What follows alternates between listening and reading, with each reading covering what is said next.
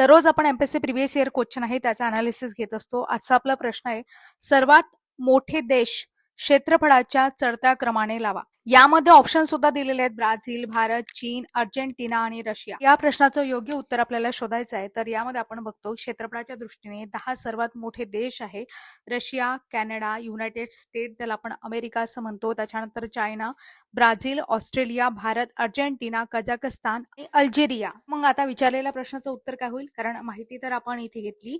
यामध्ये आपण बघतो की क्रमाने लावा अशा पद्धतीने सांगितलेलं आहे.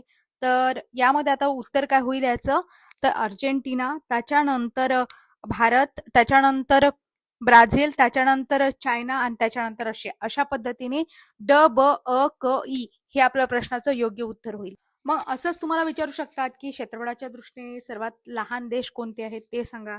व्हॅटिकन सिटी, मोनॅको, नौरू, त्याच्यानंतर तुवालू, त्याच्यानंतर सान मरिनो, त्याच्यानंतर लिक्टनस्टीन, मार्शल बेटे, सेंट किट्स किंवा निविस म्हणू शकता, मालदीव आणि माल्टा, अशा पद्धतीने याची यादी आहे. हे सुद्धा आपल्याला माहिती पाहिजे. आता तुमच्यासाठी एक महत्वाचा प्रश्न, तुम्हाला लोकसंख्येच्या दृष्टीने जगातील पहिले 5 देश तुम्हाला कमेंट बॉक्समध्ये सांगायचे आहेत.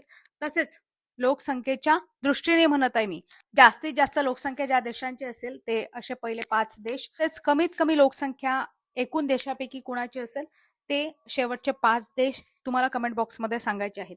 याआधी आयोगाने आता इथे प्रश्न क्षेत्रफळाच्या चढत्या क्रमाने उतरत्या क्रमाने असा तर विचारलेलाच आहे, मात्र घनतेच्या बाबतीत सुद्धा प्रश्न विचारलेला आहे. तर हे सुद्धा माहिती पाहिजे. इथे तुम्हाला लोकसंख्या, जास्तीत जास्त लोकसंख्या कोणत्या देशाची असा प्रश्न विचारलाय, तर प्रश्न नीट ऐका आणि प्रश्नाचं उत्तर कमेंट बॉक्समध्ये देण्याचा प्रयत्न करा.